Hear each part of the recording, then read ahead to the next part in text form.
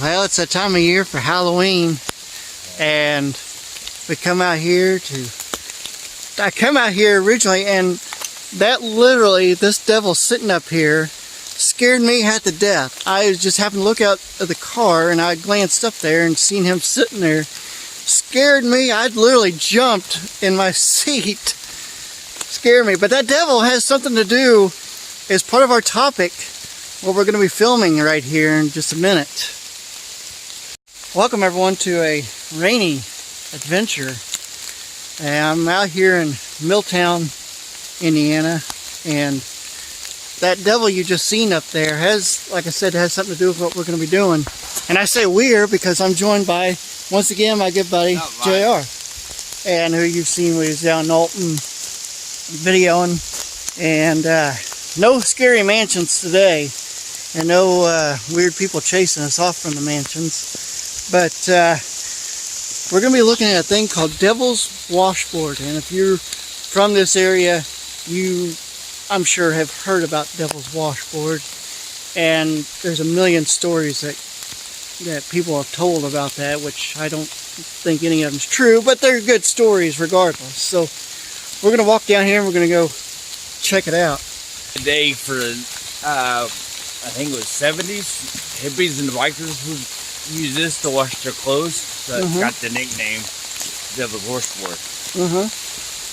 Now, I've heard stories of back, years, like hundreds of years ago, of witches coming out here and doing whatever witches do. I don't know, they fly their broomsticks, wash their clothes, I don't know. Probably wash a broomstick somewhere. And if we do find a broomstick, we're going to come out here and we're going to try and fly it. But I doubt that's possible. But let's see, another story I heard growing up was if you come out here at midnight to Devil's Washboard, Satan himself, not that Satan back there, the actual Satan, will appear and give you one wish, but in return you have to sell your soul to the devil. I'm like, what's my soul? My soul's been used so much. Maybe it's been abused. Maybe you could challenge the devil to like a fiddle contest, Hell yeah. So it might work. Went down to Indiana. Yeah, hey, it's possible. So anything's possible, Alright, so here it is. Here's Devil's Washboard. You can see how the rock formation is, how rugged that is, where you can understand why they would use it as a washboard. You got a good puddle down here too. That's a good little couple feet down there, actually. Yeah, looks like it might be. Yeah. Nice size. Probably a good place to get a bath. Yeah. You can certainly understand people coming out here and washing their clothes. It'd be a great place. So it's a good little place out here. The rain has like stopped my camera a second ago. Do what? Yeah. It looks slick. And I was aiming to change my shoes back there, and I completely forgotten I got my regular old slip-on shoes. You don't have them with you there, Dad's? Yeah, they're in my other car. Oh, we can stop at the house. Yeah, we can stop up there, because we got another place we're going to go to, hopefully find. And look at that, where that water is. How it carves it out. Yeah, it's got a little channel all the way down. Yeah. Think how long it has taken to eat that away like that. Years. Many years. Yeah. But this is it. This is the famous... This is kind of deep too. Famous Devil's Washboard. And this is just down the road from the... if you keep heading back up that way, you'll get to the shoe tree where I filmed. And I still need to get back to. I said like a long time ago I was going to come back and video that again and throw some shoes up there, but I never did. You got your channel here, you got your channel over there. Huh.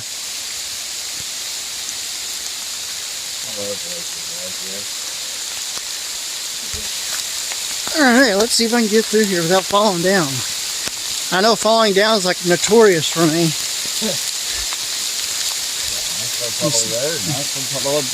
Yeah, it's definitely, and the rain has gotten a lot harder since we got here. Yeah, I think all them leaves are kind of making a dam up there. Yeah. So it's definitely raining a lot harder out here. Do you have any stories of things that go bump in the night? Everything goes bumping. Everything goes bump in the night. Out here in the boonies, man, there's all kinds of weird things out here that go bump. Yeah, that is true. People, they're creepy. They're out here too. They're creepy and they're kooky. The Addams Family. Yeah, when you come out here after dark, if you don't bring a flashlight, you don't see anything except for scary shadows. Yeah, I know that's for sure. I used to hear back up at the house where I grew up. Used to hear like this pounding noise at night. Sounded like somebody's hammering something. And I'd get up, I'd walk outside, it would stop. And then I'd go back inside. I used to have a radio playing all the time. You can never find it. Who is that? My house. Oh, yeah? Used to have radio all the time. You could never find it. You couldn't make out what was playing. But you could hear. It sounded like it was coming from the next room. It's just faintly. You walk over to the next room and it'd be like somewhere else. It's like, what the hell? You walk outside, nothing. Huh. Yeah, I've had, where I used to live, down close to Evansville, I'd hear sound like a TV was on. Yeah. And I was like, well, what's the TV doing on? I go in there, shut it off, and it's not on. That's and I'm like, that's what I thought the radio was. I thought it was my little girl. Yeah. She walked in there and she'd be sound asleep and it'd be quiet as me. It's like, huh. That's crazy. You know, I love paranormal stories and stuff like that. This is like, all that stuff's right up my alley. Like, you know, the story about the Devil's Washboard, true or not, I love hearing that stuff. But yeah, I remember a bus route used to come up this way every day. I'd school bus to school and come home. I don't know. Go jump in there and find out. Jump in there and find out. Not me, you. Yeah. As clumsy as what I am, I wouldn't be surprised if I did fall in there. Get it run, slide. Slip and slide. I might have a few bruised or broken ribs for that, but... I do stuff like that. Usually it's a winter. Yeah. Come out here in the dead of winter and jump in there when it's all iced up. New ice bucket challenge? Yeah. Icy rock challenge? Icy rock challenge. Icy slip and slide challenge.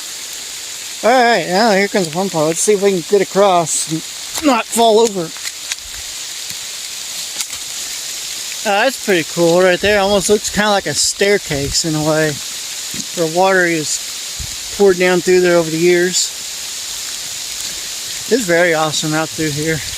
Very pretty too, especially this time of year with all the leaves changing colors. It's a very great drive through here. But you got to know where you're going. Here after dark, these spotlights are definitely on the hill. Yeah.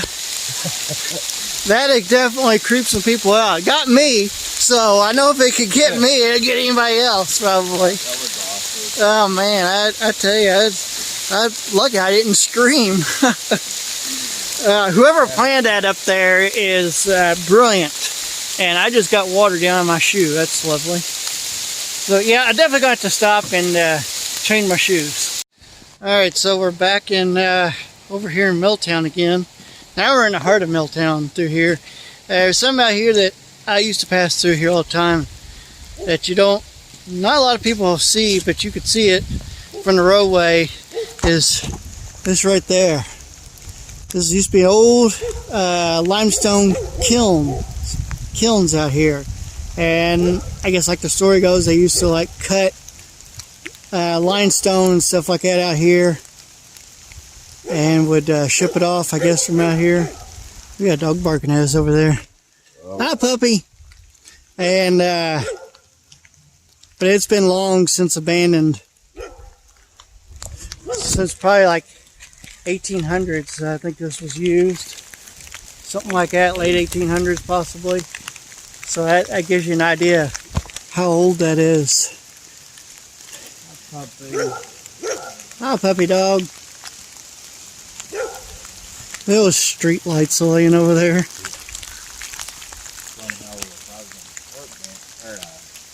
picnic table too. Yeah. Concrete seat, table, and glass. And if you go up the road just up this way, you got a, let's say, used to be an old car lot right up there. And what's kind of funny is the outside of the building still stands, but it's like completely gutted out on like the inside. And they just store the canoes and stuff for Cape Country canoes, because Blue River is just right over here. And of course that's a big thing to do. Just go kayaking or canoeing on Blue River.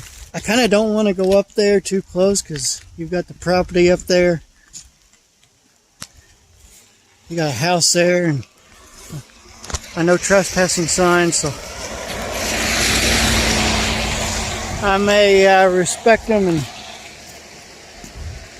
and stay away from there. But here's something else. Used to be old depot out here, old train depot. You still see the original stand right there. Dog food. Do what? The dog is food. Good video of it. Play by play. Dog food. There goes the first one. Oh man. So that's not much really to see. I just wanted to take you out here and just show you that little thing over there, that old kilns. And if you come through Milltown, right here on Main Street, right here on the corner of Main Street and I guess what is it, State Street number 1. I think so. That's a strange street name, but you'll see it, the remnants of it sit right there. Pretty cool. Okay, so we're in our second location, and if I sound winded, it's because I really am, because that doesn't do it justice. That's a really steep climb to get up where we're at. And what we're trying to get to is way up on top of this bluff, way up there. I don't know if we're gonna be able to do it. We're trying to get to a tomb of a former steamboat captain. Do what? Steamboat captain's name is Frank Meharry. Yeah, Frank Meharry. And he was buried. He died back in like 1857. It was a really long time ago. And his wishes was to be buried up there, overlooking the Ohio River. The Ohio River is just on the other side of that road. You see the Ohio River right there. And he was a very notorious steamboat captain. And he wasn't a very nice guy at all, the way his stories I read. And so when he died, his final wishes was to be buried up here, overlooking the Ohio River, so you can keep an eye on it, keep an eye on his competitors, because he didn't like his competition. And he wanted to be buried upright, looking out a porthole, so he can be watching them, and so he can curse his competitors, the way I read. And they say that not steamboats, but barges come down through here, through the Ohio River today. And they said there's like a mysterious fog will like come in front of them, and they can't see hardly at all. And they say a lot of times to prevent that from happening. They say that I've heard people say that they would blow their horns in respect to Frank Meharry. So, and Frank Meharry was from like Ireland or somewhere like that. That explains the last name. This may be a first time where I attempt to get up to some place and I just can't do it. I know of another way I can get there, probably through the backside, but that's a ton of walking, and it's really raining out here, as you can hear. And this may be something we may have to come back and do again. But the story about it's really cool, and his tomb is still here. He was moved back in like the early 1900s, I think. He was moved out of there and placed in Kentucky, down in Louisville somewhere, with his wife and maybe his kids, whatever. But he's buried down there in Louisville, and then they left his tomb just empty up there. Okay, so just a few minutes ago, I was trying to climb up here. I promise you, I just seen like a misty, like little small misty like cloud go by just a few feet in front of me. That just gave me like cold chills up and down. That was absolutely creepy. So I want to thank you guys for joining me, and I will catch you guys next time.